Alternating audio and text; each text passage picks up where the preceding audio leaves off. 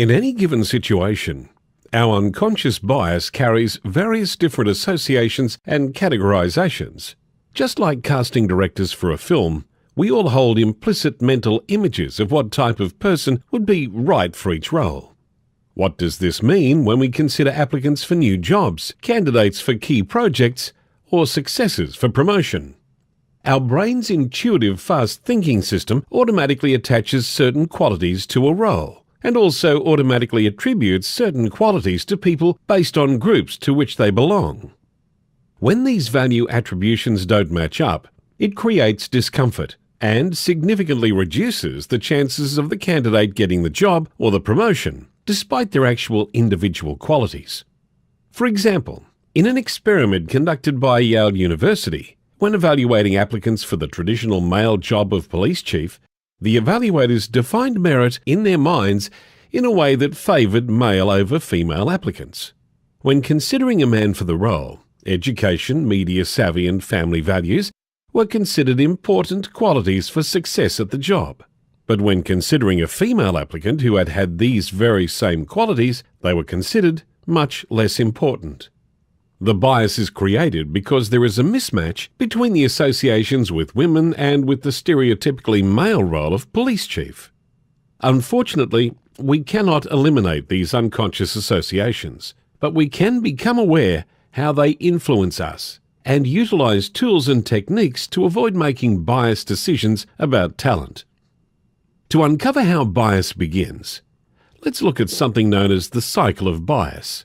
It consists of 3 stages that often repeat and reinforce each other: value attribution, confirmation bias, and stereotype threat. When we first come into contact with someone or something, within seconds, our brain makes many unconscious associations, which can give us overall positive or negative impressions depending on the context. This is value attribution.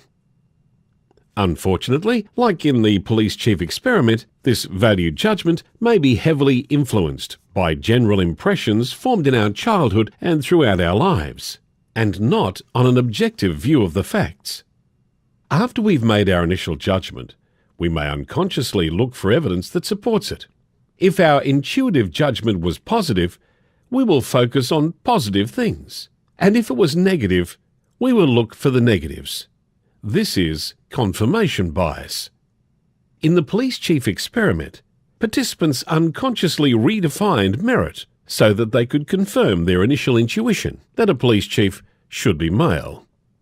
This confirmation bias sometimes makes it very difficult for people to exceed our expectations of them. Our unfounded judgments, both good and bad, can actually become self-fulfilling prophecies. The impact of these reinforced judgments becomes stereotype threat. Studies prove that when people are confronted with negative stereotypes about themselves, they seem to experience an additional mental load, which can decrease their performance ability. One could expect an actual female police chief may expend a great deal of mental energy proving she is tough enough for the job, which diminishes her ability to actually perform the job well. This vicious cycle is what perpetuates stereotypes and reinforces unconscious biases. The best way to break the cycle is to become aware of the initial assumptions you make about a person or situation, and then ask yourself, why do I feel this way? You do not need to discount intuition, but make sure you back it up with well-articulated reasoning. Using logical, analytical, slow thinking helps us make the best possible talent decisions and breaks the cycle of bias.